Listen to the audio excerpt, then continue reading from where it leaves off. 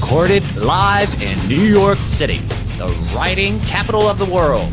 Welcome to the Virtual Writers Room with Israel Savage. Today we have a special treat for you. We have with us Karen Skybell, a writer and actor within Studios. She wrote Online Cockpit, which we'll be screening in just a couple moments. Stay tuned after our special screening, and we'll talk with Karen about the making of this video. See you then. Ladies and gentlemen, Online Cockpit.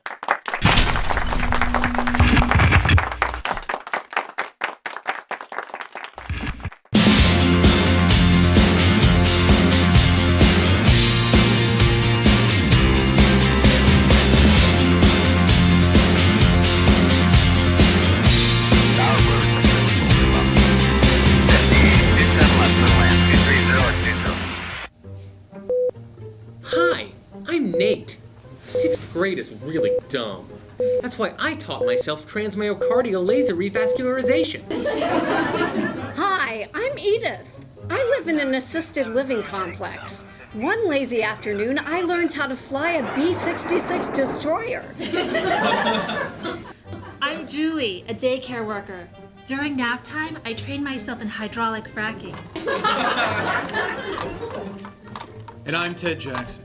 Isn't it time you became an expert? It's easy. Just surf YouTube for days on end and you'll find hundreds, even thousands of videos on any subject. Thanks to the power of stop and rewind, you can master any craft. Look at me using a guide wire to go from the left thigh to the right ventricle. Look at me disrupting the radar of enemy guns using chaff and noise jammers. Look at me pumping 40,000 gallons of toxic chemicals into the earth to extract natural gas, which I can sell to the Russians. Why let the inconvenience of a higher education hold you back when you can learn everything you need to know for free and from the comfort of your own living room? Nate, where's Mom? Don't wait to follow your dreams. Go on YouTube today. Hold still, Mom.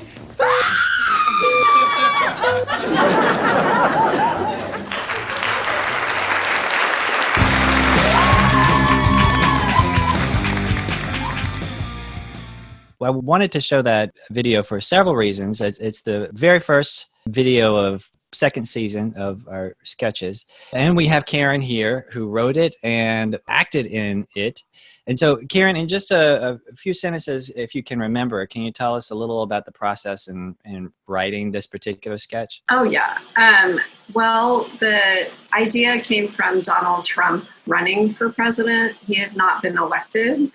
And I just felt it was absurd that somebody with absolutely no experience or anything, I mean, I won't get into it, but any kind of anything would be able to do a job like that. And then working with the in-studios writing team, we talked about evergreening material and instead of pointing right on the nose about a certain, not even topic, but situation, like writing and pulling back and writing in a more generalized way. I don't know, Israel, you had the idea, I think, to linking it to online with YouTube. And I don't know, I think I had something, an early sketch that was people wiring apartments and doing crazy electrical work and stuff like that, all from YouTube. So it kind of evolved into that way. And we worked in the sketch writing room and whittled down and narrowed it. And over many, many weeks, we developed it and put it on its feet as well to rehearse it and see what kind of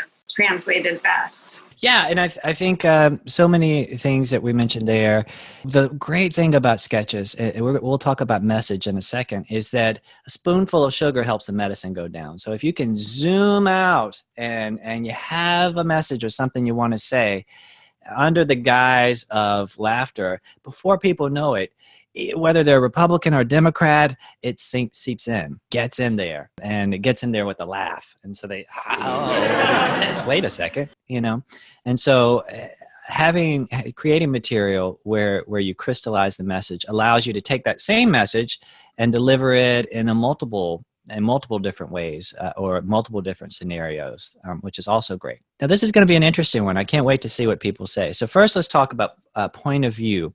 Remember, these are the questions we always ask ourselves after usually the sketch is written. In the editing process, we ask ourselves these questions to take our sketches deeper and to help them have more of an impact. So point of view isn't necessarily the main character in a script, or in this case, a commercial parody.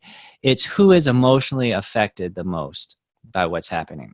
And so this would be the person who's more likely to tell this in a bar after. Oh, you won't believe what happened to me today. Right? That's whose point of view it's from. All right? So whose point of view do you think this could be from? I think it's the woman on the hospital bed, because like she's the one getting operated, and she has to come to the horrible realization that the guy operating on her is just learned how to do it through YouTube. So she will definitely most likely go to a bar to tell her friends about this. We hope she makes it. I would agree. I would agree with you for all the reasons that you just said. It would be from her point of view. And what you often find is that the message, the person whose point of view it's from also is the bearer or reflects the author's message, what the writer had in mind as the message. So what do you think could be a potential message for this script? And a message is a tagline. It's a all's well that ends well. If you had to encapsulate it in a few words, what is the message? Don't take the easy way. Don't always take the easy route. I think that's a better one. Okay, all right, great. Other ideas about message? What could it be? Don't trust someone when they tell you they're an expert. Oh, right. Right. Beware of the quote unquote expert. Yep. Other folks?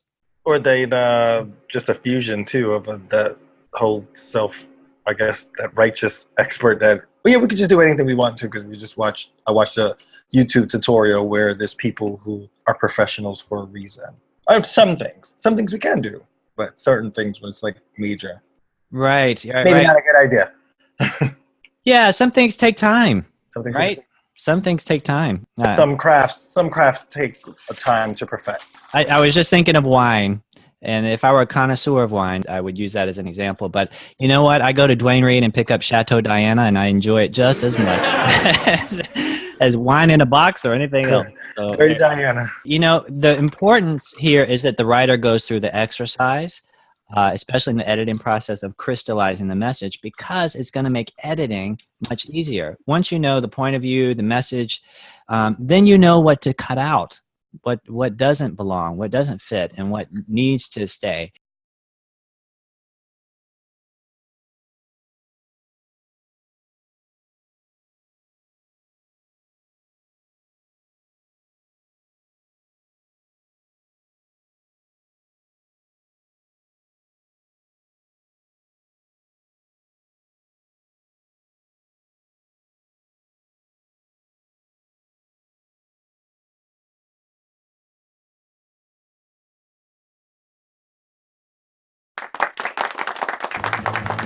If you like the video you just saw, click on the link below to find out more about our virtual sketch writers room. You'll interact with writers from around the world from the comfort of your living room while you advance your professional writing career. For more information, go to instudios-nyc.com/VWR and MakeTVwithin. We'll see you there.